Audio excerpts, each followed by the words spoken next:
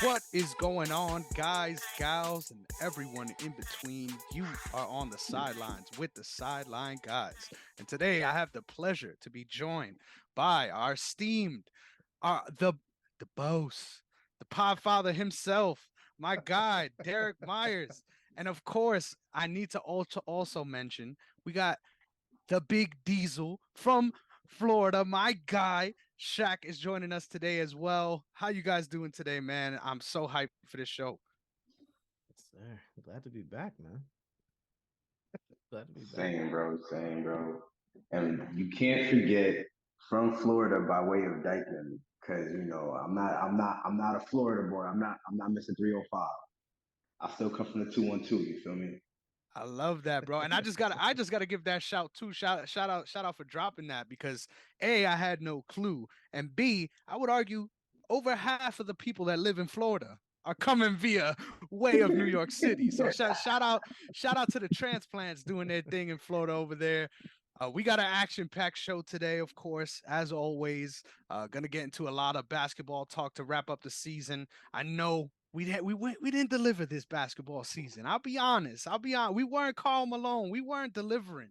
But it feels good to be back, and I promise next season we're gonna make sure to stake our claim in the NBA, the same way we do with the NFL. But either way, it's good to be back, and I'm really excited to put some bookends on what was a great season and great playoffs.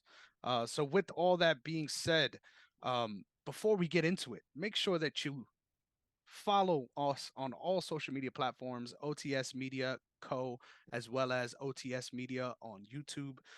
Nothing but good things to come on the horizon. And of course, make sure you're checking me out at Chris Negron underscore on Twitter, as well as on Instagram, and as well as Negron MMA on Twitter. So Derek, give him your socials before we hop in. Yes, sir. Follow me at Derrick underscore OTS. That's Derrick, the black way to spell Iconic. And go ahead, Shaq. Where can they find you at? Oh, they can definitely find me on Instagram at Shaq's Corner and on YouTube at Shaq's underscore corner as well. Straight comedy stuff with a little bit of sports sprinkled in.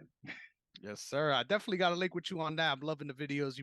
You always got something funny where you insert yourself into some crazy shit going on. So got to figure out how you making that happen on the back end. But I don't like know, bro. like I said, I'm really excited to get into it. Today we're going to be discussing Bradley Beal's potential new team, of course, the NBA champions, and a whole nother scandal that I'm not gonna lie, it feels really bad that we have to be a part of this, right? Because I feel like in many eras we weren't a part of this, right? Like I feel like so many similar things have certainly happened, but we just didn't get to hear about it because we lived in a different era.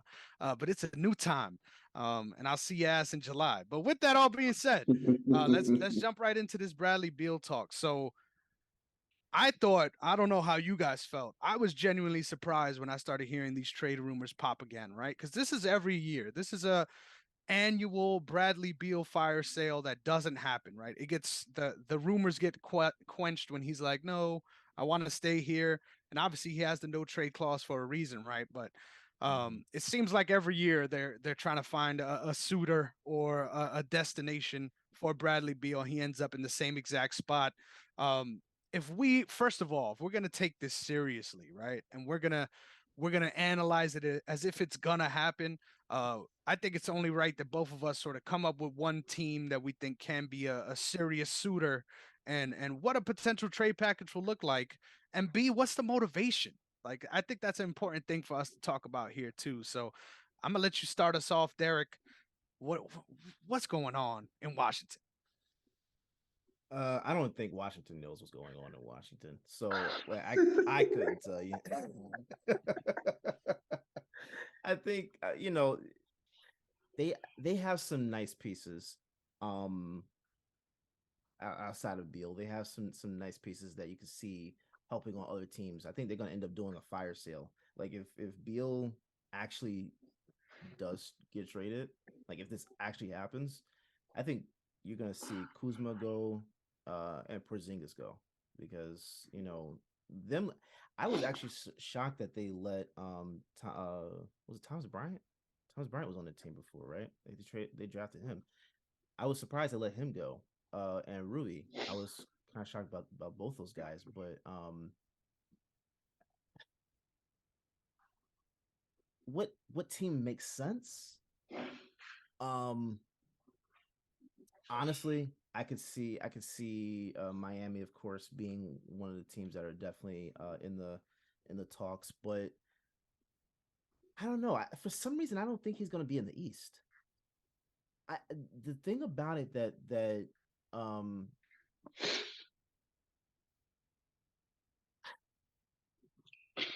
I don't know if any team is going to act in the East is actually going to do it. Washington is not in the driver's seat with this. Like he's the only player in the league that has the non-trade clause in his contract. So it's about where he wants to go. You know what I'm saying? So I mean, if it is in the East, I could see three teams that he would name: Miami, Philly, and I think Boston. But for some reason, I feel like we're gonna see him go out west, and I don't know why. I just have a feeling about him going out west, and I'm not sure why that is. Um, but yeah, I don't know. Washington is just they're a dumpster fire. All their sports teams are pretty much in the can. So like, what do you expect? Hey, man! Shout out to Commanders. Shout out to Commanders. They got a new owner. Don't do that, The bro. Come on. Commanders. They got No, to no, pay no, him no, for no. The Commanders do not earn any respect right now. Like you got to get that in the season right now. Just because Dan Snyder might be selling does not mean that they deserve to have any respect right now. They get a They got to +2 earn that. morale boost at least though. Like at plus Plus least two two. morale. Well, no. You know why? Because increase they knew this tackling stuff was power. happening with him all these years. So no, they don't get a plus. They don't get a plus. Washington is in the dumpster fire as far as I'm concerned. So who knows? For sure. I, Shaq. What makes sense? If we're gonna find a way to get him out of Washington, what makes sense? I'm trying to think, right? Because what we're seeing here is a trend that we see with most star players that reach the shelf life with the team that they're on, right? They make sure they get their max, they get their payday, and then they request a trade the following season. That's the trend that's going on right now. Everybody's Yep. doing it, right? KD did it, Kyrie did it. Everybody gets a contract and then requests a trade. Bradley Beal, I think he's a California kid. I'm not 100% sure on that. Don't quote me on that. But St. Louis. St. Louis, golly, I'm way off. But honestly speaking, just with his play style and his mentality, he wants to be the man, right? And I think in the East, at least, where he has the best opportunity, I'm not so sure about Miami. And the only reason why is because I don't think him and Jimmy Butler would play well together. Um, I could say New York, not even being a biased Knicks fan, just how they play. The Knicks need shooting, and Bradley Beal is definitely somebody with a limited range. Mm-hmm. He has walk in the gym range. Um, but if I had to pick two other teams besides the Knicks, I'm going to go out west like Derrick, and I'm going to say either the Lakers, which they find some way to put some type of package together because that's not a deal you can do straight up. You're going to need a third team in there to make that deal happen just because of the numbers, the sheer numbers alone. Because you're going to give him up, and it's going to be similar to like a Carmelo Anthony deal, right? Where you have to trade 4 players and draft picks to get this guy just to make the money match. And the Lakers already don't have draft picks. So that's out for them, right? They're going to put a package together and they'll probably bring a third team, maybe a Utah. Utah seems like the place where people just dump players. Yeah. Utah just takes people and whatever. They don't, contracts be done. Um, the third team that I think would be crazy, and the only thing that would determine this happening is if Chris Paul stays, Phoenix. Because Devin Booker can easily slide up to the 1 because we've seen him do it before when Chris Paul goes down with injury. Bradley Beal fills in at the 2, and you got KD at the 3. And included in that package, you could ship DeAndre Ayton over to Washington because they don't want him anyway. And the numbers are kind of similar because he just got paid. So with that move though, um, Phoenix will still have an issue. That's Oh, depth. sure. You know, that's the reason why I don't know if that move works for them. I think in terms of star power, it works. But my question about it though, with this new CBA, like, does it allow that to happen? Does the I'm new not CBA? sure if it would happen. Um, but I also don't see like I. I'm trying to think because Adam Silver is not David Stern, right? David Stern literally stopped a Chris Paul trade to the Lakers that would have gotten the Lakers at least 2 more titles. Let's be real, at least. Um, I don't see anything stopping the trade from happening other than money at this point. Would it work? I don't think it would work, but I could see it happening. It's the same way that I knew the Kevin Durant thing wasn't going to work. It's you traded away the players that got you into the position that you were supposed to be in. That's Cam Johnson, Mikal Bridges. As soon as they left, Phoenix went down. Then Kevin Durant tripped in a layup line and missed like 6 games. Whatever. Listen, he's gonna get moved into the category like Anthony Davis, and he's gonna be referred to as fine China because, bro, stiff breeze, something break, sprain this, pulled this. I can't deal with it anymore, bro. Listen, before I go off on all these injuries, bro, but that's my 3 teams. I like that. I like that. And for me, I got two that you didn't name, and I'll let you hop in on there, Derek. I agree with you on the Knicks pick. I actually like that one a lot. I think that's a Yeah. sleeper. Um, Looking out east, and I know Derek ain't gonna want to hear this, right? Um, I think I think there's one team, right, that could really benefit from getting somebody like like Bradley Beal, and that's the Celtics. And I know that sounds crazy, right? Don't break up a good thing. I just think, given where we're at, right, both of these guys got to get paid. Bradley Beal already got paid, right? Well, what are we gonna do here? Honestly, at this point, you're more keyed in than me, Derek. I haven't gotten a firm a sense at all that moving forward, they are committed to Jalen and Tatum.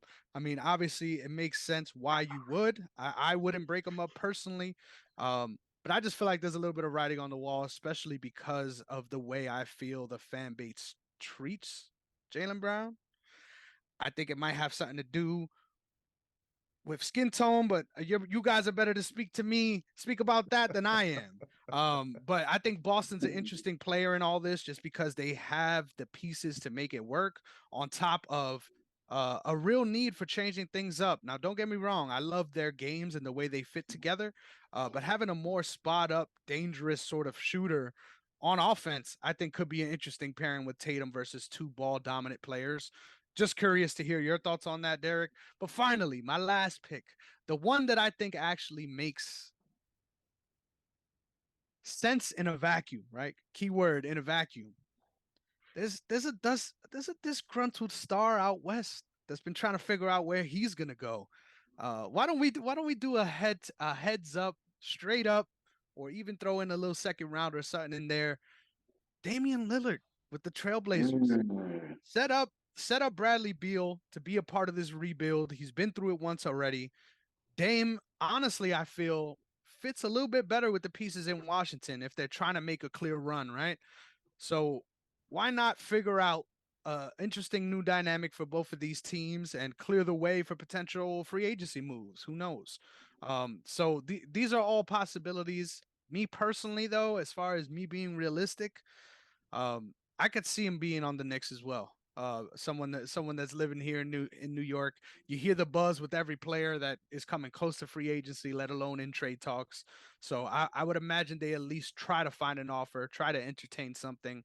Um, I just feel like there's a lot of teams on that cusp, right, that are really trying to break through. And I think if this final showed us anything besides the league being deep, I think it's that it's wide open in some ways, right? There's established teams, but there's also um, some faltering top juggernauts, right? So I think it's time for the table to be run in that way. I gave you guys some options there. What are you guys thinking? Yeah. In terms of Boston, the only way that I think that actually happens is if Boston is not willing to give Jalen the supermax, which I think for him would be like 295. I've been on record saying you don't give him the full 295. I think you give him around 225, something like that, 220. So that you give him money that he obviously deserves, but it still allows you to be a little flexible because his production has been amazing. Especially over the last 2 years. It's been amazing. You could argue he was the better player. Actually, not even argue. He was the better player in the finals last year, right? Between him and Tatum. So it's not a far-fetched idea that, you know, that he deserves to be paid. I just don't know that it's going to get done.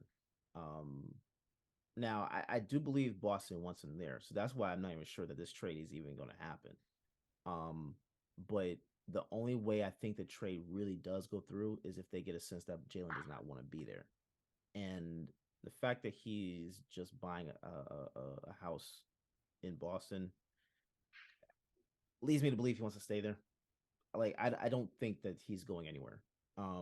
So I think again, I think they're going to probably offer him around 225, maybe 230. I don't think he'll get the full supermax, but I think he'll get close to it to where he'll be satisfied. And help the team out moving forward. Because this new CBA is crazy. Like I don't even know how this whole thing went through to where the money works out like this, but you know, I think I think Jalen wants to stay. There's no way I don't think he leaves. I do believe that if Beal were to come to Boston, that's the only way is if he doesn't want to stay there. But I will say again, Beal is only going to go where he wants to go. Like this is not about what works for Washington. This is about what works for Bradley Beal and his family. And if Boston is a place that he wants to go because he wants to play with Tatum,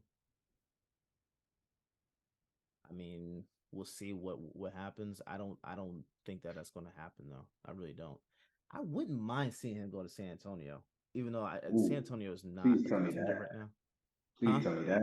Please tell me that. Because I'm a Tim Duncan fan. It's my favorite player. Yeah, So by proxy, I like the Spurs, right? And we got the number one yeah. draft pick with a generational talent coming out. I'm just saying, it's crazy. We got David Robinson first, then we got Tim Duncan. Now we got I can't even pronounce his Wimbenyama. last Yeah. name. We got Wemby. You feel me? Like Bradley, come on to Texas. You don't got no taxes. That would actually make sense to me from a basketball sense, pairing him up with Beal to see what works, what they can do. Um but another team that would be intriguing though, just depending on what they actually do, the Clippers. The Clippers would actually be really intriguing because um I said this the other day on Twitter, but for as much hate as Tatum and Brown get, I don't understand why everybody's so quiet on Kawhi and Paul George. You know what I'm saying? Mm-hmm. Like they haven't even gotten to the Western Conference Finals. At least Tatum and Brown have been to the finals. At least they've been to the conference finals multiple times. You know what I'm saying? Like there is some you're seeing that this can actually work out in some way. They just need to get some fine tune some of the pieces on the bench. I like to me that's really it. With Kawhi and PG, they're not healthy. like they're not working together. You know what I'm saying? So I would suggest, hey, break them up. You keep either Kawhi or PG and pair that person up with Beal. See how that goes. I think with Ty Lue, that would be phenomenal. Mm. You guys actually made a really like quite a few good points with the teams you brought up, and I'm gonna touch on a couple of them. So, Chris, when you talked about Portland, while Portland makes sense, Damer has already come out saying he doesn't want to be a part of another rebuild. So him going to Washington, unless like you said they're making a clear run, that defeats the purpose. He's not going to want to be there. It's going to be a situation where he wants to get bought out, probably. But would I like to see Bradley Beal with Jeremy Grant and all those other young kids out of Portland? I think that would be pretty cool, especially I think they have the second overall pick and Scoot Henderson. I believe Scoot Anderson or Scoot Henderson. I can't remember his last name. The Scoot is a problem. Either way you look at it, that point guard is a problem. Um, Coming in, learning from Dame would be cool, but also getting thrust into that kind of spotlight where he's already playing pro players. He's already played around the world. I think he'll be NBA ready coming in. Um, as far as Boston has been trying to trade Jaylen Brown for the better part of 2 years. I don't know where his head is at in regards to that. If he'd be willing to re-sign or just demand a trade altogether. To be honest with you, I also agree he's not going to get a full supermax. I don't even think he's going to get the supermax. I think they're going to offer him a 4-year deal, north of 200, maybe 195. I don't think they're going to give him that. First of all, they're going to have to pay Jason Tatum the following year because Jason is eligible for the supermax after next season. So they're going to want to max him out and keep him because that's their franchise in their eyes. Even though I personally feel like production-wise per minute, I think Jaylen Brown has definitely been the better player for the last 2 years. And it's not to say at the end of the day, at the end of the game, last 5 seconds, I still want the ball in Jason Tatum's hand. I'm just eye test. This is me coaching basketball, understanding basketball, seeing it. I feel like Jaylen Brown is a better player, or has been the better player production wise and consistency wise over the last 2 years. Even with Tatum getting better on the defensive end, and I think that was a boost, right? But that was the with Ime Udoka, right? Under Joe, it was both. That was both. Joe Mazzulla is kind of trying to emulate what Ime did, and it's clear he's not able to. But Jason Tatum is still progressed defensively, so I'll give him that. Like I said, I feel like in terms of besides production, just at I want to say career advancement. That just sounds like he got a damn promotion. Jaylen Brown has steadily improved since he came into the league, right? He came into the league similar to Kawhi Leonard, being a 3-and-D kind of player. You know what I'm saying? He was mainly a defensive stopper and a high flyer, rather. And he developed a jump shot, developed the handle a little bit, other than Game 7 in the freaking Eastern Conference Finals. He had doodle hands. His handle has been like that for the last 2 to 3 years. I said it got better. I didn't say he was elite. Yeah. I just said it got better. He tries to do too much, like too much in the perimeter and like in the paint, and it's just weird sometimes.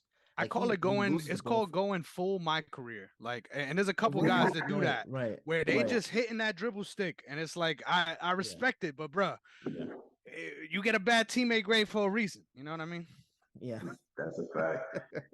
It's because his best asset is him moving without the ball. He scores a lot of his points moving without the ball. Right. When he gets inside the paint, it's that extra 2-2-2 back this way, back that way, bro. The whole lane is open. What are you doing after?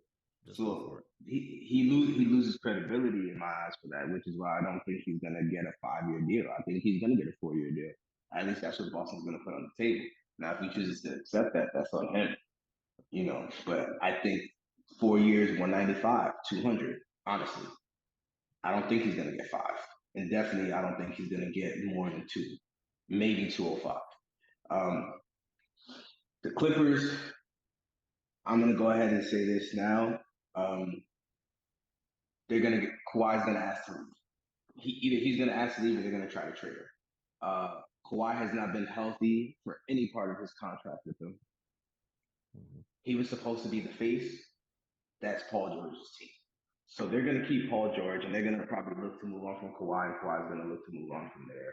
Because how many years can you as a team say, oh, it's just a sprain, and then as soon as you get eliminated, you find out, no, he actually tore this, and he has to have surgery. People get tired of that really quickly. Fans get tired of that. You know what I'm saying? And while I understand the humans, I'm a fan at the end of the day, right? I'm not in the league. I'm a fan. And as a fan, I would go, bro, get new legs, or retire. Like that's what fans would think, right? Get new legs or retire, go. Because what are you doing right now? He's stealing money. Mhm.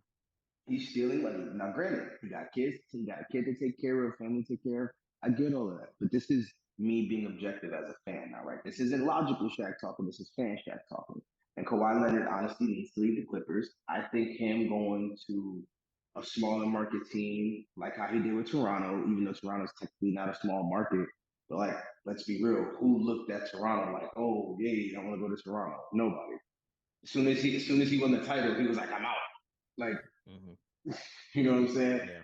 Bradley Beal going out there, I think would be pretty dope because I like the pairing of him and Paul George. I think we saw that with Team USA before, and I like the dynamic with the dexterity of Paul George heading out to the steady shooting of Bradley.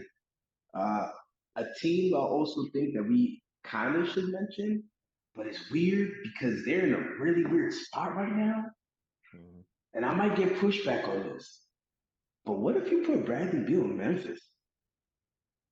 I thought about the same thing. What if you what if you put him out there? He can be with the young shooter, my boy Ja. You know what I'm saying? Oh man. You're gonna have two shooting guards, and that doesn't work.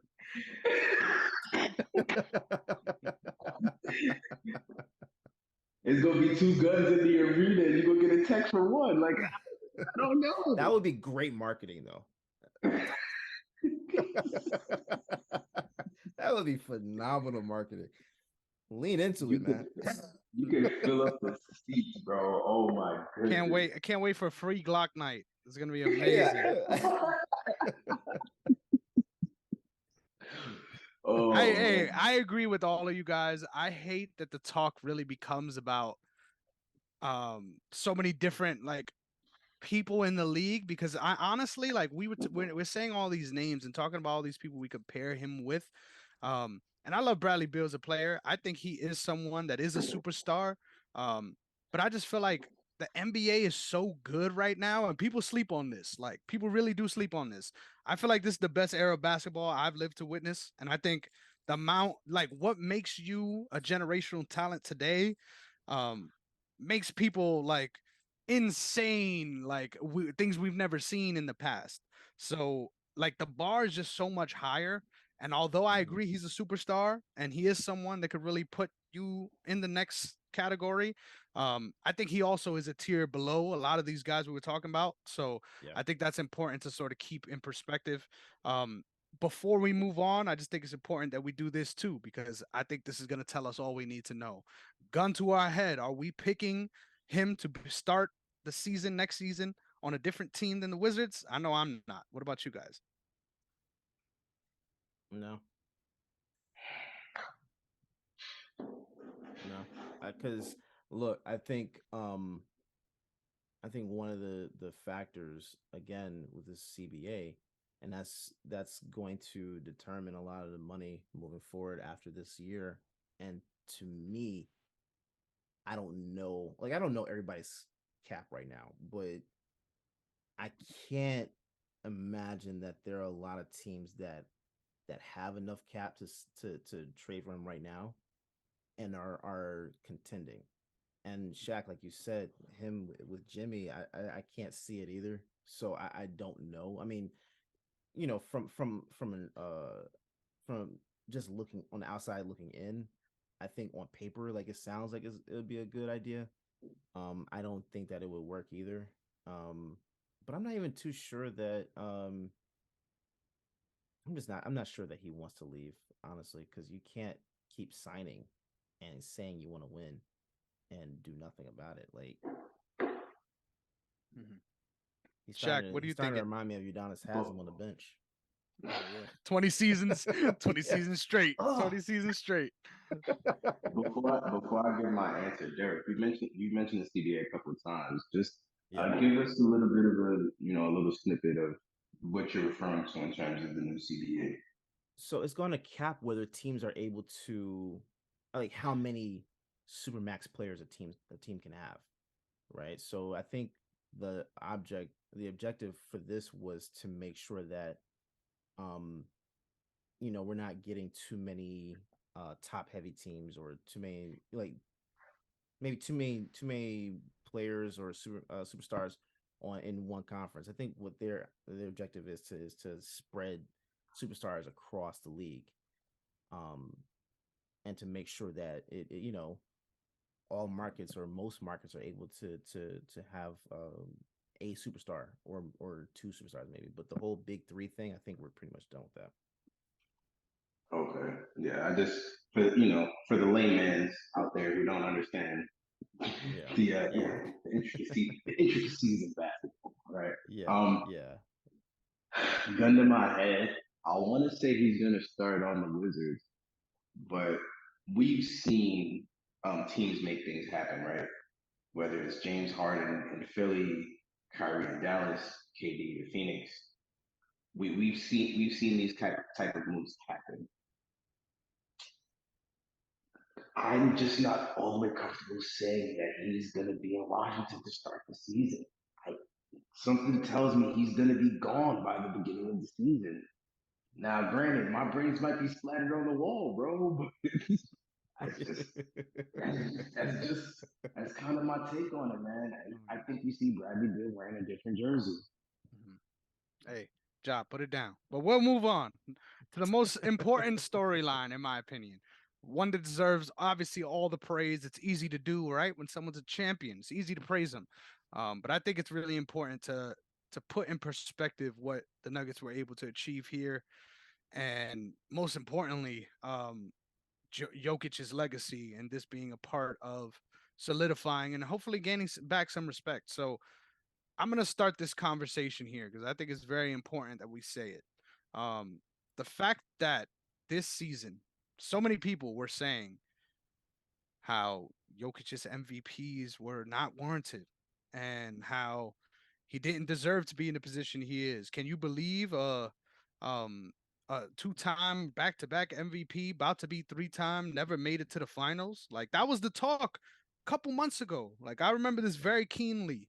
And the fact that Right. now all of a sudden everyone is, man, this is the biggest revelation I've ever seen. You hypocrites are out there. It's important to call you out. Um, but I think really this finals run was a display of what, in my opinion, if you know ball, you already knew. Like the fact that they were able to take it this far, the fact that Jamal Murray, right, has been able to reclaim a piece, right? Because I still think he's not 100% back to who he was before that injury. People Mm-hmm. dismiss ACLs. I know we were talking about Kawhi earlier. People dismiss these injuries as if it's 2K, right? Fucked up. I'll be out Yeah. 40 games and I'll be back next year. Like this is life changing. This can be Yeah. life altering, not just for your career, right, but also for the remainder of your life as a civilian, right? People forget about this.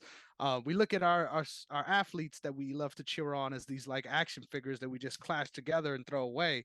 They have to live after this, and they have to deal with the ramifications of what it takes to be that kind of athlete on your body, right? So the fact that Jamal Murray was able to reclaim form, right?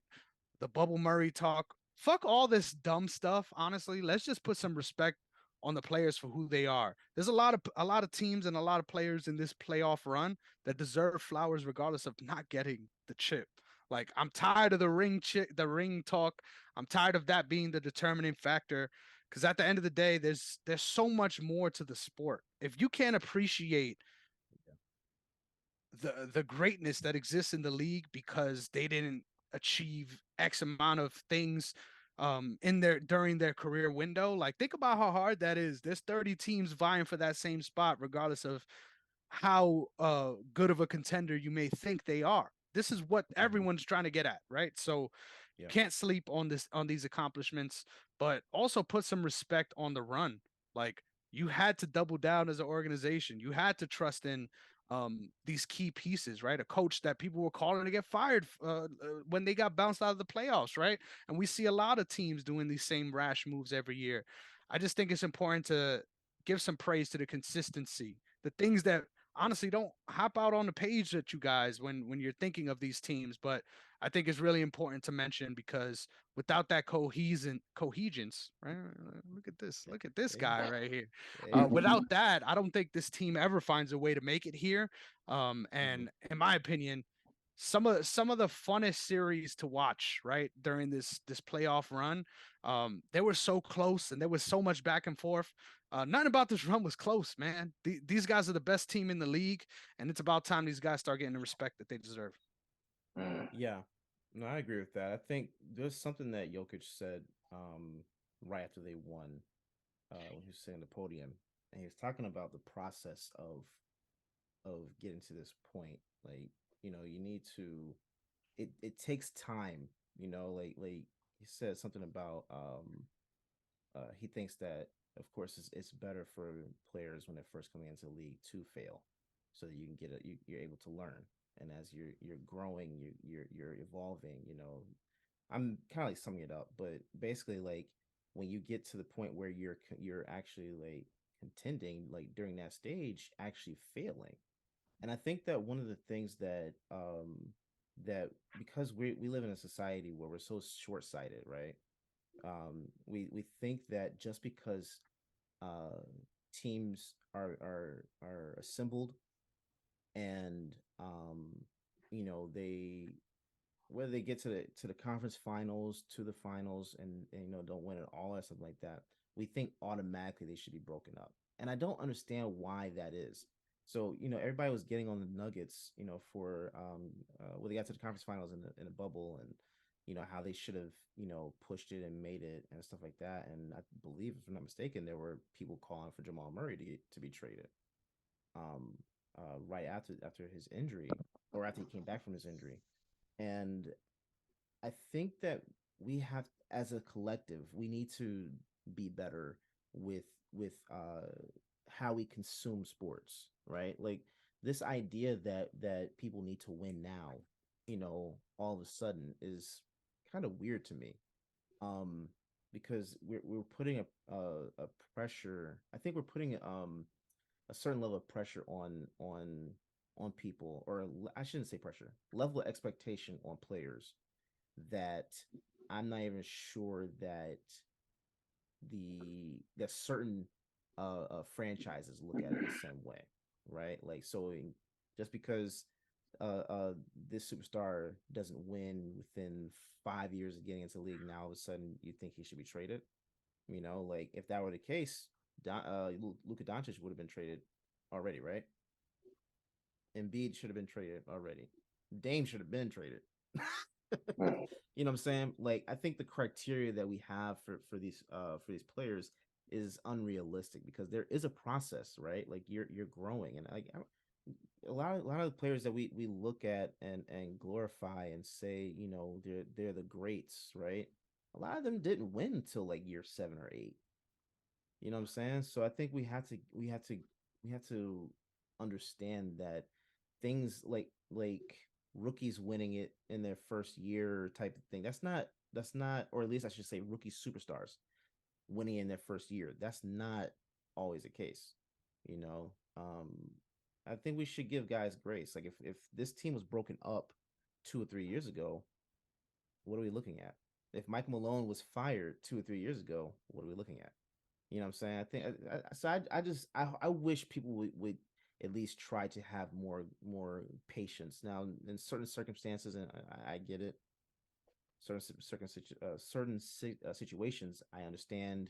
There should be a level of sense of urgency, but this idea that we should break superstars up or duos up or whatever just because they didn't win it all yet is weird to me. I think that's very weird. So I called Denver winning the title when the playoffs started. I didn't see anybody else winning. Uh, they're the best team all season. Let's start there. Nikola Jokic, in my eyes, is a three-time MVP. I don't think Joel Embiid deserves the title. I don't care if he scored more points. Nikola Jokic damn near averaged a triple double. Only two people have done it. That's Oscar Robertson and Russell Westbrook. So let's start there. Let's be realistic, right? Um, and I'm gonna go ahead. I'm full of hot takes today. The top two players in the league are no longer LeBron and KD, or LeBron and Steph, depending on how you stand on that, which I already stand in. The best two players in the league are Nikola Jokic and Giannis Antetokounmpo. I don't care what anybody says. You could debate me on that. You can hit me up on Instagram, slide in my DM, whatever you want to do. I'll make a Twitter just for people to come at me. Don't care. Um, you can't tell me that they're not the best two players in the league. First of all, they're the most dominant. Let's start there.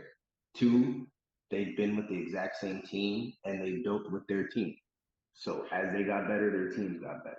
That's what MVPs do. I'm sorry. Joel Embiid is not that. He's not. I don't care how many points you average in a season. You've been in Philly for how many years? Bro, your nickname is the process, and I don't trust you. Let's stop. Let's stop the foolishness, please. Right value. Let's break it down. Most valuable player. It's the best player on the best team, in my opinion. And the best team all season was Denver, and their best player was Nikola Jokic. Point blank and period. I'm not debating that. I'm not arguing that. That's just a fact. Um, the kid's been balling like this since he came into the league, right? He kind of has this kind of lackadaisical play style, right? Like he looks like he's not trying hard. You always see the memes of him with a do rag and a 40 and a blunt in his mouth, right? Just like he's at like he's hooping at the park. But when I see him play, that's how it looks to me. Like he's not trying, but he's doing everything. How does somebody who looks like they're not trying dominate everybody on the court, right? Bam Adebayo, pushing him, pushing him, pushing him. He's not going anywhere. He's just standing there. You know what I'm saying? Everybody, Anthony Davis tried, couldn't do nothing with it. Everybody tried at some point. I can't even remember everybody they went through, but everybody tried. Nobody could do it. Jamal Murray coming back from that ACL injury. The I'm not gonna say he rose like a phoenix because I don't want to deride like that, but like, bro, like let's be real. The kid when he was in the bubble was hitting shots crazy, and it's not so much just hitting the shots; it's timely shots, and it's the shot creating. Right, the two-man game that we see with Jamal Murray and Nikola Jokic. I'm not gonna say Shaq and Kobe. Somebody compared me to Shaq and Kobe. It's not even close. Two very different styles of play from both players, right? I think the closest thing to it, and this might be a reach, and I'm okay with saying it's a reach, is Stockton and Malone. Mm. And it's the two-man game, the pick and rolls, the pick and pops, everything, the whole nine. The big man making decent passes out, but only Jokic ain't making decent passes. He's making amazing passes. Like he's hitting people in the backdoor cut as if he's a point guard. He's dribbling the ball up the court as if he's a point. Jamal Murray willingly gives up the ball and plays off the ball to his center, 7 foot, whatever. Like we can't quantify that, right? And I think Denver has another title in them, and I see them being on top of the league for like the next 3 to 5 years. That's how I see it. No team is put together enough like how they are. Denver is a complete team, right? It's not just all offense, right? They didn't just outscore everybody. Like, of course, they outscore people because that's how you win games. But they're so defensively sound. It's crazy. The communication, the way they switch, the way they bump, they go over screens, off of pin downs, they catch cutters, off the curl. Bro, listen, I could dissect this all day. I'll give you a freaking TED talk, bro. I'll teach a class on this at the new school, bro. But like, it's just crazy to see, man. And then their offensive flow is ridiculous. From 1 through 12 is no drop off, and the reason why is because everybody understands their role, right? These players all move without the ball very well. Michael Porter Jr. wanted to stay out on the 3 point line, even if he's cutting now and is getting buckets, right? Who's this kid, the rookie from Kansas? Christian Brown. Bro, just got inserted in the lineup, started balling. It's not like he was handling the rock and going crazy. No, he fit the system. He cut to the basket and got his shot off. And then when he needed to get to the basket on his own, he did it. Bro, you can't just do that on any team. If you put him on the Lakers, you think he's doing that? No, you put him on freaking the Warriors. Well, the Warriors, possibly. But like, if you could just like, you can't just put him anywhere and think he's gonna do Mhm. that. So no, Finals MVP, League MVP, NBA champion. Give the man his flowers, bro. Give him his trophies. Give him his damn ring, and that's that, bro. Man, I bro, love it. bro. I I love it. just like you said, Chris. People were talking shit. Just oh, he should have won a title already. Fuck that title talk. How many NBA players who are in the Hall of Fame? How many players who are in the top 75 right now? The top 75 that they announced. How many of them don't have rings? Come At on. least 30. Yeah, at least 30. They ain't enough Yeah. to go around. Exactly. You only win one every year. Let's be real. How many players have played in the league and not won a ring? Not everybody can be Robert Ory and just be in the right place at the right time. Mhm. And I think their success, man. I think you really keyed in on it. And the biggest unsung hero, in my opinion, is Mike Malone. I think this is a guy who not only has command of the locker room, but actually knows his way around a fucking clipboard. There's a lot of coaches out here that don't know what the Yeah. fuck they're doing. And the Don't fact do that you have multiple series, right, in the Don't same do that. run. Don't do that. Don't do that. I just got what you just said. Don't do that. So the fact that you have multiple series in this run where different guys it's not the same people. And that's by Yeah. design. It's not like they're just running the set lineup. I think that's something that really hurts my heart as well. Like there was some moments in this playoffs where you watching these teams and it's like, man, did you not participate in that last one? Did you not remember what went wrong? Like, why are we not addressing this? So the fact Yeah. that this team is not only strong, cohesive, but they're malleable. This is a team where you can build a game plan and follow it. And with the pieces you have, you can make that work. And hey, if it's not working, Jamal Murray could go for 20 in a quarter if he decides to. Like Mm. Jokic is gonna hit some shots where as soon as it comes out his hand, I feel like him and Jamal Murray have moments where it's like that's definitely that's definitely not probably what they wanted. And then it just goes Yeah. in straight net fully. And it's like, well, should I even think it's not going to go in next time? Like just Yeah. the ability to call on that next level, I think is really what made this team super special. But look at the run, right? We sweeping Yeah. teams. We getting out in five. Like this team deserves a lot of respect, and I think the biggest unsung hero, in my opinion, is Aaron Gordon. Obviously, came up Oh, huge for sure. in the finals specifically, but just being grit and backbone like that is who is that team's identity, and I think him and Mike Malone really vibe because of that. I love his personality. I think that's something that's really lost on in this league too. And like we said, man, I don't. Well, like Shaq said, I don't know how the hell you don't picture this team as a staple moving forward. But also like, shout out my guy Teddy Atlas. I think I'm a huge combat sports guy. Something that he said that always stuck to me is once you become a champ, you get 30% better, and it's not because you wasn't good or you wasn't championship level. But it's because you the motherfucking guy now. And I feel like Right. we're gonna see that version of the Nuggets next season. It's never easy to say that someone's going back to back, right? Especially in how stacked the league is now. I won't be surprised um, if they're not able to make the mountaintop again, but they're at least going to be in the conversation for the next 5 years, like you said. And I can't wait to see it, man. Yeah. Yeah. And I think everyone that thinks that this is just a one off they don't know basketball.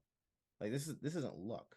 This isn't a lucky team. This isn't like just happenstance. They won because they were literally just the better team. They were the best team in the league. They had the number one overall record this year. That's not by mistake. Um, I think it's gonna be fun to see them battling over the next couple of years. They're a fun team to watch. And honestly, you can't even I can name a couple teams where you can say you could hate one of these guys, just like this guy annoys you, that guy annoys you, watching them play, watching him. There's not one person on Denver that I get annoyed by with watching. Like it's just pure basketball, and I think that that's what I like. Now, Shaq, you talked about who Jokic and Murray remind you of. You know who they slick remind me of? Uh, uh, Duncan and Parker. I They didn't want to say it because I didn't want to be biased. they remind me of Duncan and Parker, man. Like it's not flashy, but it's effective as hell. Like you just there's nothing you can do. Mm-hmm. There's nothing you can do. That pick and roll is deadly, you know. So yeah, I like what I see out there, and I think that I think anyone out in the West most definitely should be intimidated by what's happening in Denver. 100%. But I think no championship reign goes without two historic teams, and I think it's important we talk about the Miami Heat. The fact that they made it to that point to me is astonishing. I remember, look at this ages terribly, right? We were out of the NBA Yeah, talk, but we hop back in, yeah, right? We hop back yeah, in for one episode, right? Right by the play in, and we were yeah, talking about that game, and both of us said with the way Miami has played and the way Chicago looked that we thought Chicago was winning that playing game. yeah, And for them yeah. to We be were able wrong. to bounce back, yeah, we were way wrong. For them to be able to bounce back in that way, and I'm not gonna lie, it took a Herculean effort from Jimmy Butler. I think he knew what he was up against as far as elimination early on, and maybe some of Mhm. that led to sort of burning out a little bit as the series went on. Um, I think this Miami Heat team has so much potential, especially because once again it comes down to coaching. And Spo is one of those guys where um, he's a surefire Hall of Famer at this point. He doesn't have to win another chip, and Yeah, I think even saying that is kind of an understatement. Like the fact that he is literally the franchise at this point. Like he is yeah, someone you can't think about the Heat without think about him and Pat Riley. Like that is a part of their identity. And usually coaches don't get to that point, right? Like it's yeah. very hard to get to that point as a coach. So I just gotta ask you guys, man. Like I know they were the eighth seed, I know they were the underdogs, but they made it to the fucking finals. And I think it's only right. And regardless of whether or not they'll live up to it, we're gonna have higher expectations of them moving forward, right? Because of this run. So, do we think that they can live up to this? Is this repeatable? And what do they need to do to continue trying to contend? I personally think this was the expectation for me. Like for them to be in the final top four, one of the top four teams in the East, right? That was my expectation because they were in the Eastern Conference Finals last year. Like this is not like we're not talking about a team that just so happened to like just get there. Like they were gritty. Um, I that's what I can respect about them. The petty side of me, um, I love all how quiet the Miami Heat fans got a week ago. Y'all have nothing to say to me after that. Nothing. So yeah, go ahead and hang up your "We Beat Boston" banner up in the arena, and have a good off season. Um, I hope, I pray we get a trilogy next year. I pray we get a trilogy next year. Um, because and hey, we didn't get to talk about this, Chris, but the reason why I saw Boston lost that series was because of coaching. And I mean, of players too. Players are responsible, but it's coaching because the rotation was horrible, right? Sam Cassell is in the building now. Sam Cassell is on that coaching staff, and I think that having him out there is going to be amazing for Missoula. Again, this is his rookie. This is Missoula's rookie year as a head coach. I think he did a phenomenal job as a rookie coach. But I think you need some of that dog on that bench. I think he needed some of that fire on that coaching staff, and I think this is what's going to really help them. I look forward to next season. Honestly, y'all better Miami. Y'all better pray. Y'all better pray that we don't meet up. Y'all better pray y'all get bounced out before the Eastern Conference Finals. Pray. Because I'm telling you right now, man, there's no way. I can't see, you know, someone else celebrating on my floor. I don't like that. I don't like that. Yeah, no one that should not happen again. No one else should be holding a trophy on our court again.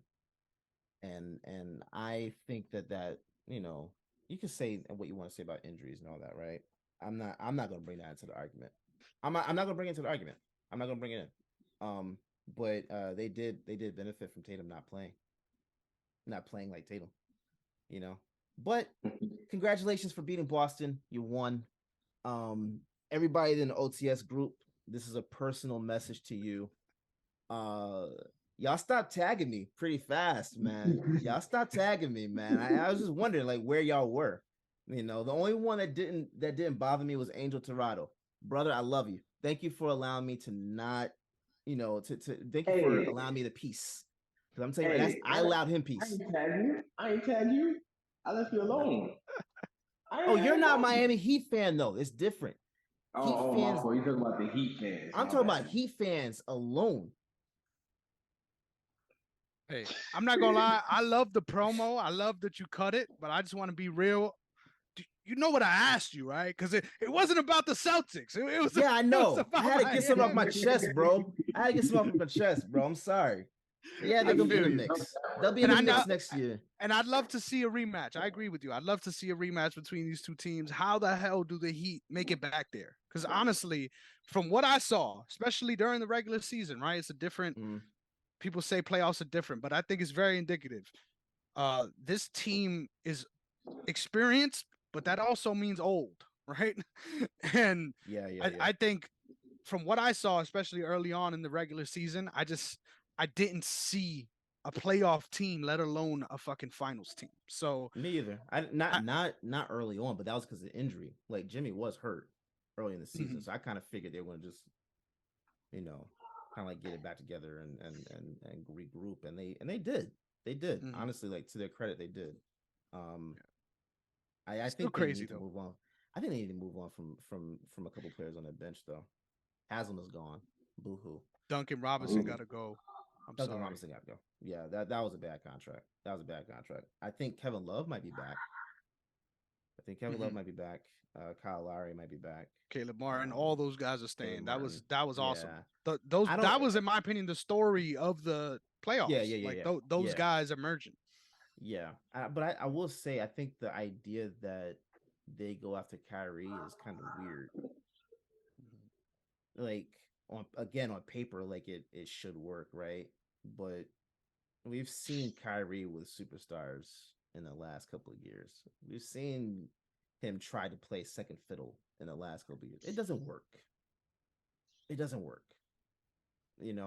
So I don't see them going after Kyrie. But hey, if you go for it, go for it. I'd love to see it. Nothing would make me happier than to beat Miami with Kyrie on the roster. I feel that. So I think it's important before we move on. I got to give you the floor, Shaq. What are your thoughts on this Miami team, where they go, how far they can go, and what they need to do to get there? I respect the hustle, right? I respect the grind. It took a lot to get them here. A whole lot of Jimmy Butler. So we're gonna start there. If they want to get back, Hemi, as one of my boys refers to him, Hemi has to be back. If he's not back, play-in team if they're lucky. Let's start there.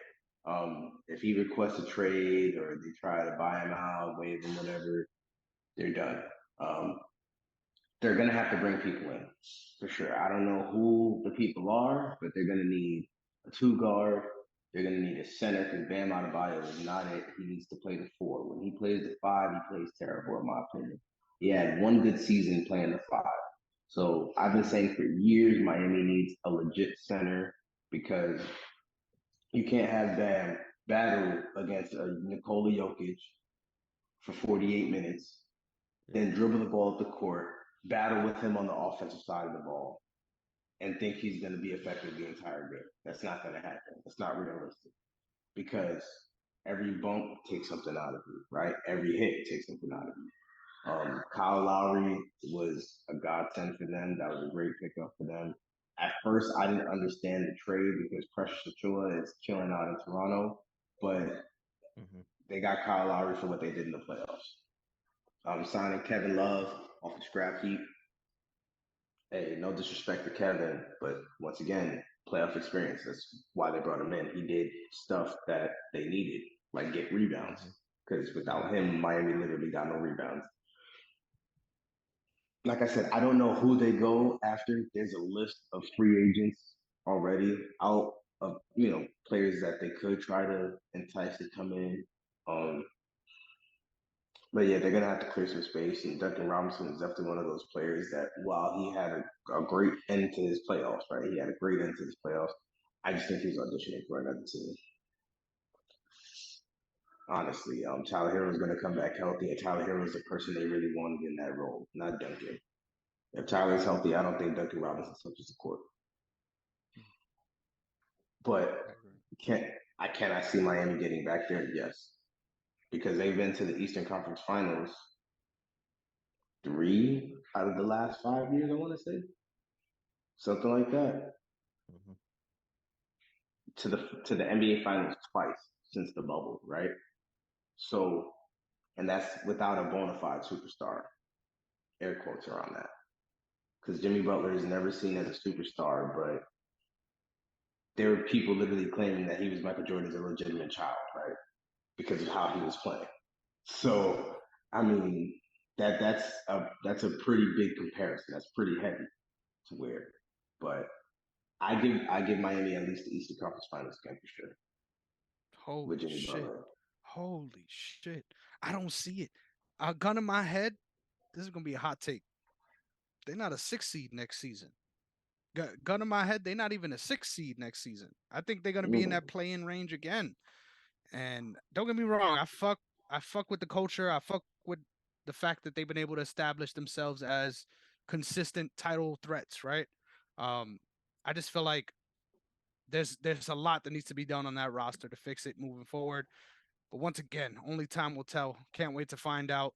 And I think it's only appropriate, right? We go from the top of the league to some of the teams that's been historically at the bottom. Okay.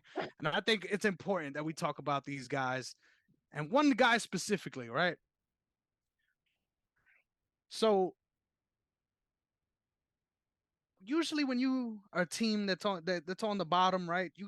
The advantage is you find yourself with a good spot in the draft. You could start figuring out how to fix your roster. And unfortunately, sometimes you end up right on the cusp, right? You're so close to contending. If certain things would have worked out, certain guys weren't injured, maybe you could have been that next playoff team. There was a stretch where that team was the first team in the league, right? Can't forget about that.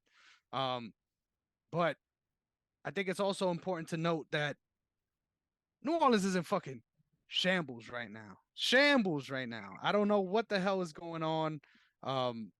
Obviously, there's way too much going on. We alluded to this earlier. We just got to be fully upfront with this. I'm not going to say her name because respectfully, it ain't hard to find her. But there's been this whole ridiculous storyline going on that's something out of a GTA server where basically Zion Williamson is the Thanos of OnlyFans Twitter. And he's out here just collecting these stones, right? He's trying to get as close to the ascension to a fully healthy player as possible, right? You need to get all these different conquests out the way first in order to become the full version of yourself. But unfortunately, it seems not only was he being bled dry from these conversations, right? I can't imagine, as someone who's faithfully in a relationship, who has a partner that loves him, I can't imagine finding fulfillment in the kind of conversations I see between him and this woman. But the fact that she has now not only fumbled her own bag, but aired out Zion publicly because of the situation coming out where obviously he is expecting a child with another woman who also probably has the same reason to air out this other bitch. It's crazy. It's crazy, right? I don't even know how to fully summarize this. But I think bringing it back to basketball, this is a saga from a team that don't need no goddamn drama. Like this is a team that's dealing with enough on their own. So instead of discussing the ridiculousness that is this, right? Because I'm sure we all gonna get our digs in. We're gonna hear it. Let's try to direct it this way, right? Shout out to the guys in the OTS chat, specifically Jodak Orange, bringing up a potential trade between the New Orleans Pelicans as well as the Hornets. I don't know why I always forget their name. Where are they from again? Charlotte. Charlotte. Yeah. Yep. Yeah, it's kind of hard when you got two teams that used to be the same team that are no. Anyway, he brought up a really good point for a potential trade, where at the end of it all, we see a world where Zion is of course on the Hornets, and the Pelicans come away with Gordon Hayward and that first round pick, the number 2 pick, which most likely will be Scoot Henderson, giving them a starting 5 of Scoot, CJ McCollum, Brandon Ingram, Gordon Hayward. I think Gordon's at 3 there, and Jonas Valanciunas. Obviously, that sounds like a good team on paper, right? There's some things you got to figure out. One of them being defense. That's the biggest one you got to figure out. But that's an awesome start, right? So I think let's start here. Do you guys think that not just because of the off-court stuff, but because of the inability to stay on the court, that it's time for New Orleans to move on from Zion? And if it is, what are some of the most attractive options you guys think? So one, I think it's ridiculous to trade one injured player for another often injured player. That to me doesn't make any sense. But I get it. Trying to get value for Zion. I think you're gonna get more for Zion though. Like I'm not sure that trading him for a rookie makes sense right now. Like, if you're gonna trade him, why not trade him for a superstar? You know, like if you're gonna give up, like why not try and go get Kyrie or see if you can grab someone from the Clippers, like Paul George or someone. Like, I don't see what the purpose is of trading him to Charlotte for a draft pick. I get Scoot Henderson's potential, but you drafted Zion for potential, right? Like, where his availability was a question mark coming in as to whether he was going to be able to last long in the league. That was already a question mark coming in. So I'm not sure where the value comes into play when you're doing that. I get it, but I don't at the same time. I think I don't think that they trade Zion. Like, I get that he's been injured, and I get everything that's going on, off the court. By the way, if you're gonna do that, have her sign an NDA, bro. Like, I don't understand why players or people that are in the spotlight don't think of NDAs anymore. Like, I get that some people break them, but at least you're able to, file a suit for breaking that contract. Like, you know what I'm saying? Like, at least make it worth the while. And how about this? Strap up. Like, why? Zion's made some questionable decisions, bro. Like, he's made some questionable decisions, but I don't see trading him for this and like this being the last straw to trade him. Like, I don't see it. I don't see it. The man's having a hard time suiting up, and you want him to wrap it up? You think that's possible? He can't even suit up. At least, bro. He might pull a hamstring trying to do it. Like, I get it, bro. I get it. Like, I get it. But strap up. Strap up, man. I didn't want to go there because you're right. Because all of these shorties that came out, I'm like, hold on. Too much to lose. Boy need to get tested. Yeah, he should get tested, and his girl should get tested. Because Jesus, bro, like, Between the I don't one know, man. piece fits and all this, though, it makes sense that this is his route, right? Like this is his way out. Like Oh no, I, this makes I'm sense. sure, I'm sure, and then this is gonna sound crazy, right? Call me crazy here. With Sans the millions, right? Yeah. They ain't even looking his way. But we'll continue. Shaq, what the fuck is going on in New Orleans, man? Bro, I look, and I'm gonna try to keep it basketball, but I really can't. I can't. I can't. I can't. I can't. I made this joke earlier, but this is a real thing. That boy Zion got a hit list, and I think he got his incognito page open on his phone with tabs of each porn star he want to hit, bro. And I think as he hits, he closes the page. That, bro, because this is like it's getting a little bit out of hand, right? Um, I think the young lady that's pregnant now is actually his girlfriend. I think, whatever. That term is so loose nowadays because NBA players, young ones especially, think they can only date IG models. Um, but whatever. Uh, in terms of his injuries, Zion is a very top heavy person. He's very stuck in his ways, right? The type of play he has is very powerful. He jumps powerful, he lands powerful, he dunks powerful, he does everything powerful. Even his set shot that he shoots is powerful. It hits the back of the rim and you get scared. Um, he doesn't land properly, which is what causes a lot of his lower extremities to get injured. You're taught at a young age, especially if you're shorter and you're jumping, when you land, you're supposed to bend your knees to decrease the impact on your knees. Zion lands straight leg, which can lead to a lot of injuries. He may not feel it at the moment, but there's little tears happening in the ligaments, in the cartilage, things like that. Over time, that's when you develop these nagging injuries that keep you sidelined. Um,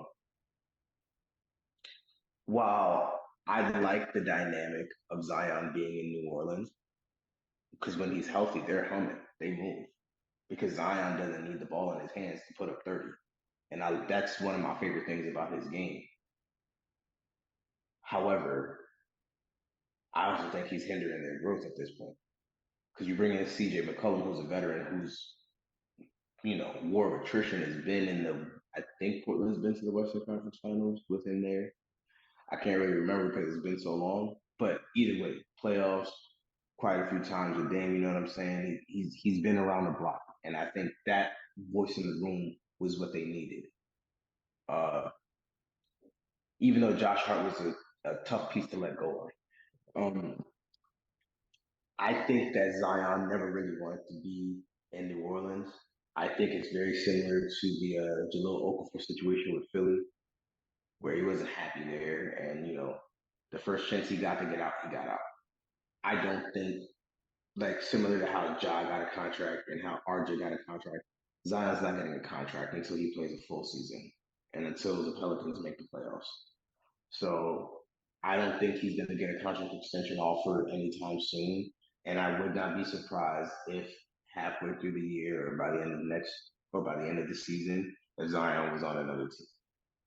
It's been rumored, it's been rumored for months that he wanted to play in New York. He wants to play in the big city. He loves the Garden. RJ Barrett is his best friend.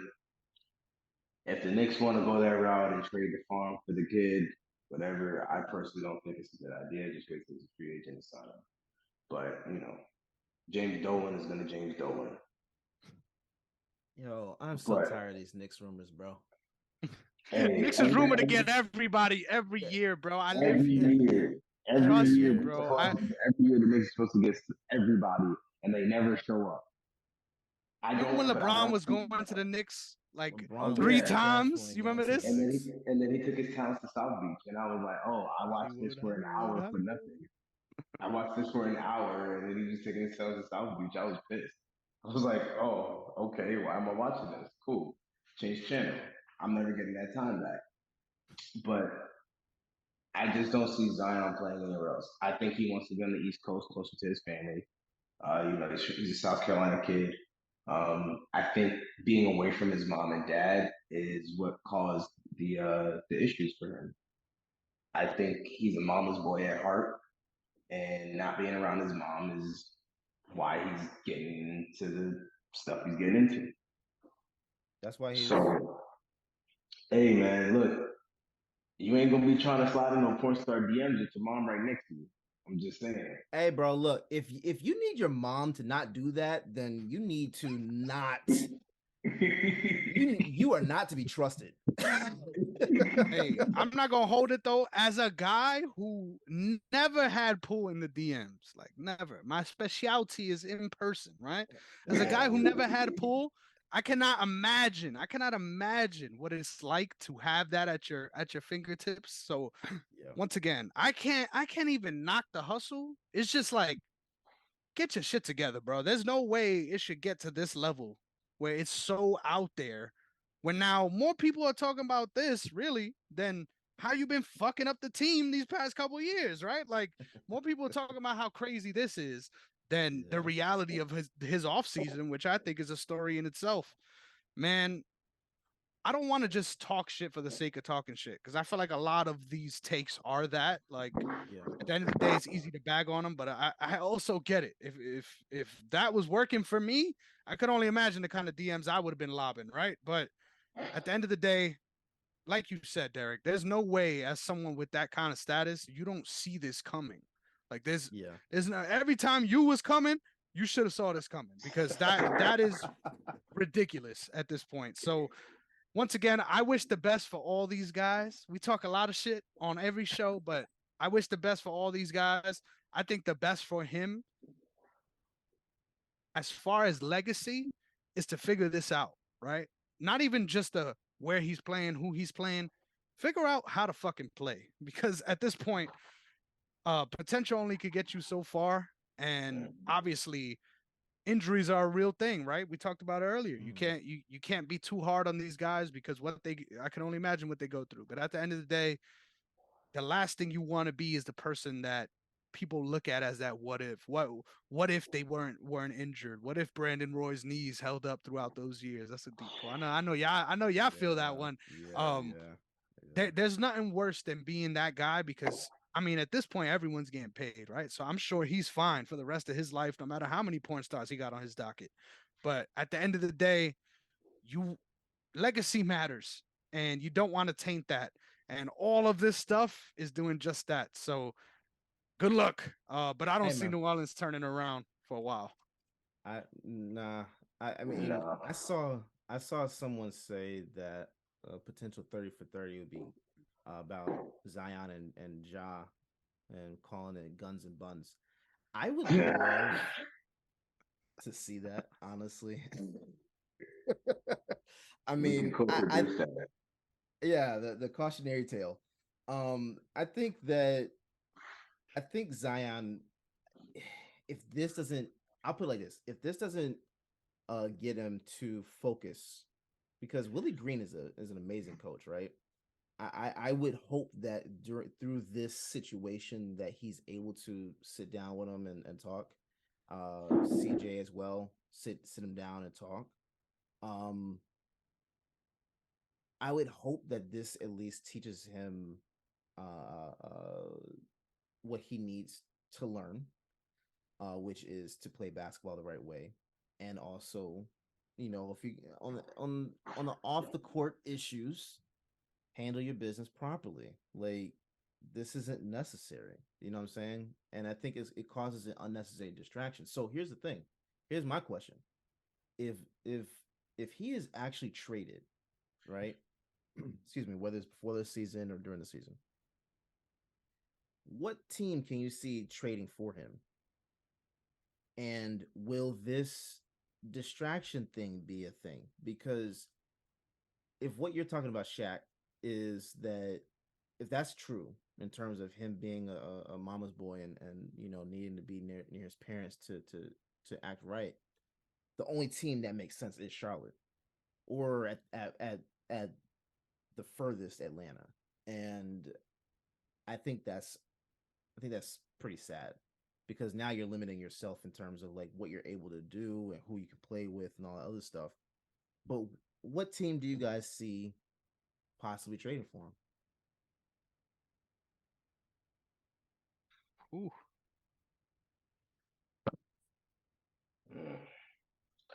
In terms of what each team could offer, I think the Knicks offer the best bench depth because they're gonna want people off the bench. I'm gonna say the Knicks first, always, always, always, always. The Lakers have nothing to offer. The Clippers can offer a little bit of something. Phoenix has nothing to offer. Atlanta actually has decent pieces off the bench. I think they have too many people on their bench, and at some Star point or players. another, at some point or another, and kill me for this take if you want, they're gonna move on from Trey Young. Whether it's this season or after next year, Trey Young is not going to be in Atlanta Hawk. I don't think so. So I mean, that's pretty enticing. You move CJ down to the two. You bring in Trey Young, who's a very good passer. He's not a willing passer, but he's a very good passer, right? I think that's an option. Charlotte doesn't really have much that moves the needle, in my opinion, to do it. Miami has nothing. Maybe Milwaukee has something. Toronto is bare. San Antonio has Keldon Johnson and Vasily. That's options. But Utah has a whole bunch of players they need to unload. Jesus Christ. But uh, no, man, it's either he stays in New Orleans or, like you said, Atlanta maybe, the Knicks maybe, and then Utah potentially, I guess. But and the young brother, I mean, I he clearly don't got nobody in his ear, just like Ja, but for different reasons. Bro, you have an agent. Have your people contact her people. Stop Snapchatting people, bro. Please. Oh, he's Yes, it Snapchatting. deletes. Yes, it deletes, bro. But people have more than one phone. They're gonna take a picture of the screen. There's other ways to screenshot without actually doing it. Like, come on, bro. You keep getting caught up on Snapchat and you keep using Snapchat. I don't. It doesn't compute for me. Even if it was fake, the fact that it's out there that you are habitually using Snapchat to speak to people, Bro, I down haven't bad, had bro. Snapchat since high school, bro. This is a throwback moment right now. Like that's crazy. Like, man, you really stumped me with this one. Like I'm here really fucking thinking hard, like auditioning all these different playoff teams, all the bottom of Yeah. the rung teams. And bro, like even though I can see certain teams, like I like your Hawks shout there. I think that just narrative wise makes a lot of sense. Um, but fit, like I don't see anyone who wants his type of player. Like, and although he is a superstar, although what he brings to the table sets him apart from others, it's just not what people think of when you think of building a modern NBA title contender. Like Mm-hmm. I know his big comparison coming out of college was LeBron, but I feel bad for anyone that ever gets compared to LeBron because there's no way you're living up to that comparison. A, but B, they're not even watching you. Like at this point, it's just because you athletic that they're saying those things. Yeah. Obviously, he can distribute to a certain extent better than most guys, right? But he's nowhere near that level as far as being LeBron esque. So although the athletic intangibles always jump out at you, I just don't see a team that looks at the kind of player he is and is like, man, that's what we need to be a title contender. I Yeah. don't know if those commodities are as lucrative as they once was. And once again, you could say this is a recency bias thing. Obviously, Jokic and those guys in Denver are far from that mold of player. Um, Mm-hmm. so it's easy to be like, hey, you're just saying this because these people won or whatever. But let's just be real. Like, I don't think there's other guys out here in the league that are like him. And obviously, that makes you a star. Like, it makes you a star. But being a star and winning games isn't always something that correlates together. So honestly, if I had to give a team where I can see as far as it making it work and potential fit and all of these things, um, give me my OKC Thunder. And this is gonna be Mm. crazy. I know. Derek might be surprised No, by this one, no, but I'm not. we have so much room to make a move like this work and not have to give up any of our pieces, like and be able to Yeah. keep a lot of integral parts that really kept us in that discussion of being the 8th seed this year. So Yeah. um although I probably won't be the happiest if it happens, I could see a world where we don't give up too much and we're able to get a superstar caliber player. Now, does it translate? Who knows? But just thinking of a world where we have um, guys like Chet coming back, Zion, and in the middle of that forward position, Jalen Williams, the good one. Shout out to other Jalen Williams because he good too, but not as good, right? Not rookie of the year type good. So having a guy like that coming off the bench, like that's dangerous. So I enjoy what it could potentially be. Um, but in my head, I just think potentially B is going to be all we speak of when it comes to Zion moving forward. Yeah, and this is actually the reason why when he was about to get drafted, why I was saying I would have drafted RJ Barrett over Zion. And it's because of the fact that when you look at longevity, you could tell Barrett was going to be someone that you could. You good, bro? I'm so sorry to do that to your take, bro. I You're just good, man. it's so bad. RJ, Bless you, it's man. so bad. Bless you. Nah, I think that was the reason why I was saying that is because longevity. When you look at the players in terms of longevity, Barrett was the one that you could tell obviously was going to be on the court more than Zion. And I got a lot of people that were like, "Why would you choose him over Zion?" And it's because of this specific situation right here is the reason why. Because I had no faith that he was going to be able to stay on the court.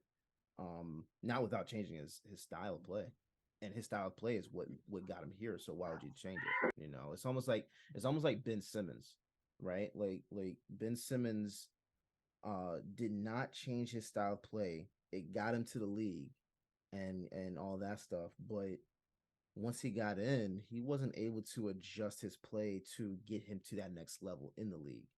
And I think that's exactly what's going to end up happening with Zion. I really don't. I mean, OKC makes plenty of sense because it's like it's a win-win situation. Like you're not going to empty your roster out to get him, but if you get him and he works out, like the only player I think you guys are paying right now that's the highest paid player, if I'm not mistaken, is Shea Gilgeous-Alexander. Everybody else is like one of the rookie contract right now, right? So it would make sense to go after Zion. But I don't know. Dort just I got don't know. paid too, but I agree. Oh, Dort. Yeah. My bad. I forgot about him. But yeah, I don't think that it's a lose situation. But outside of OKC, I really don't think that he's gonna be. I don't see anyone like you know jumping in line to go get Zion because of the reasons why we see him even in these talks right now. His availability. I just don't see it. It's a lot of risk for reward, and I don't see it.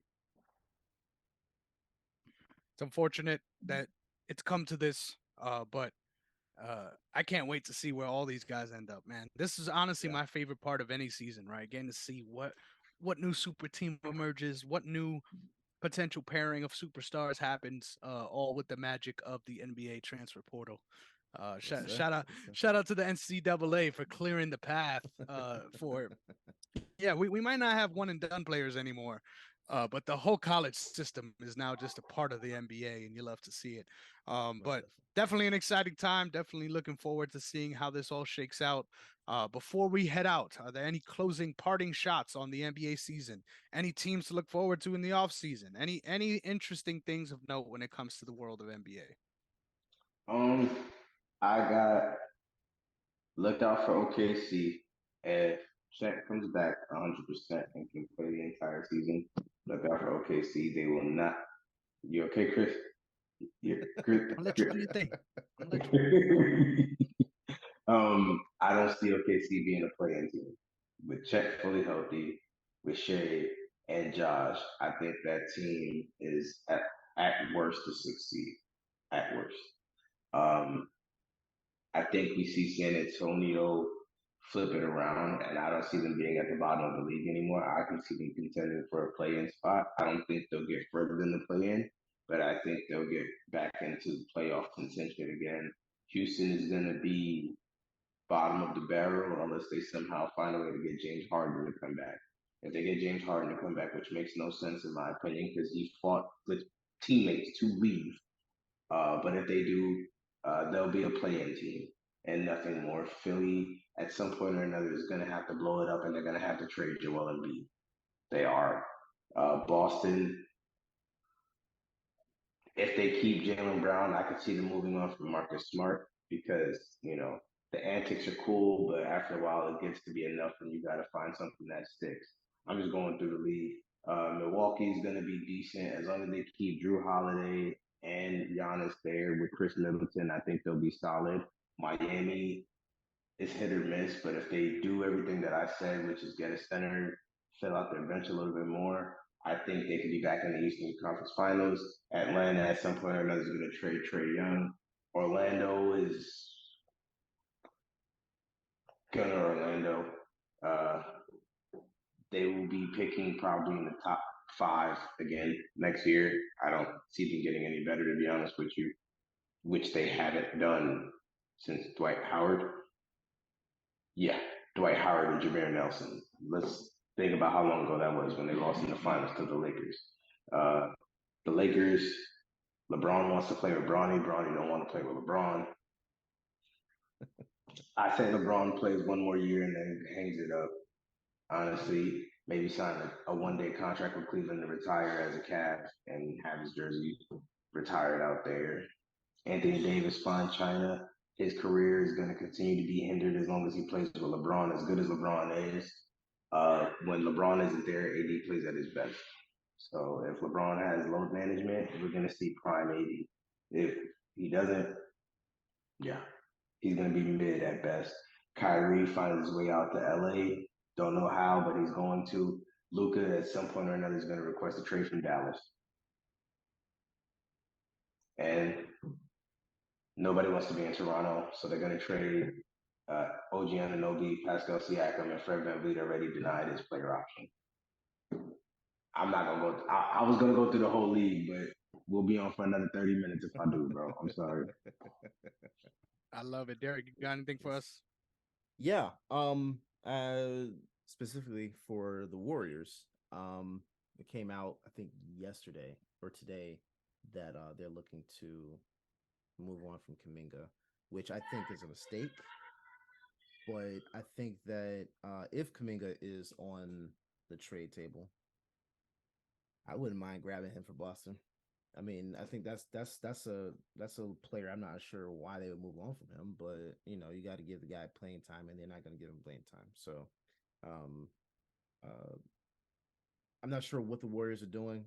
Yeah, they're definitely in a transitional phase of their tenure. So, whether they stay with Draymond Green or not, Bob Myers is already gone. So I think we're gonna see a lot of change for the Warriors during this offseason.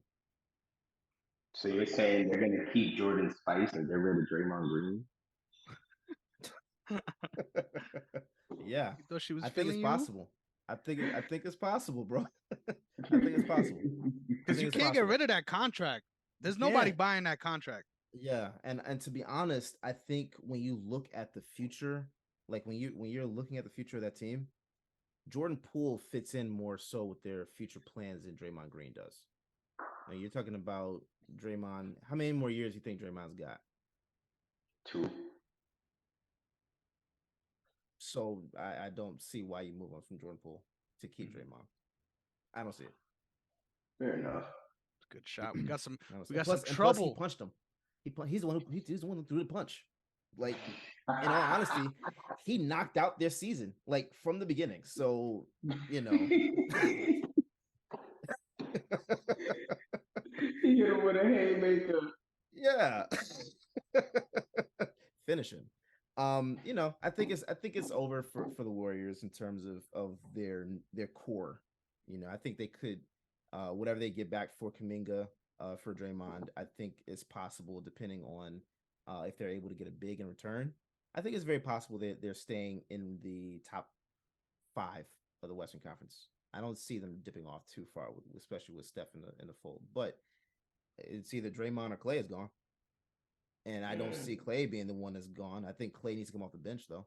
So I think it's gonna be a very interesting time for the Warriors in the next couple months. 100%.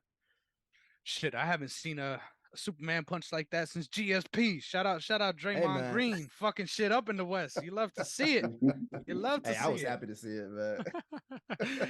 Yeah, I don't know how long the Warriors go on as a dynasty, but I got my eyes on Sacramento, man. I thought they had a big chance to win that series, man.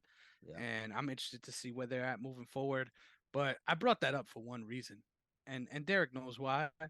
We had a very interesting wager here, and I think, Shaq, it's important that we have some deliberation. We need somebody to settle this for us, right? Because the bet was, from if I recall correctly, focused on the regular season. And we were saying that when the season is wrapped up, I thought that the Lakers would have a better record than the Kings. And now Derrick's thought that the Kings would have a better record than the Lakers. Now, in that aspect, Derrick was correct, but the Lakers got further in the playoffs.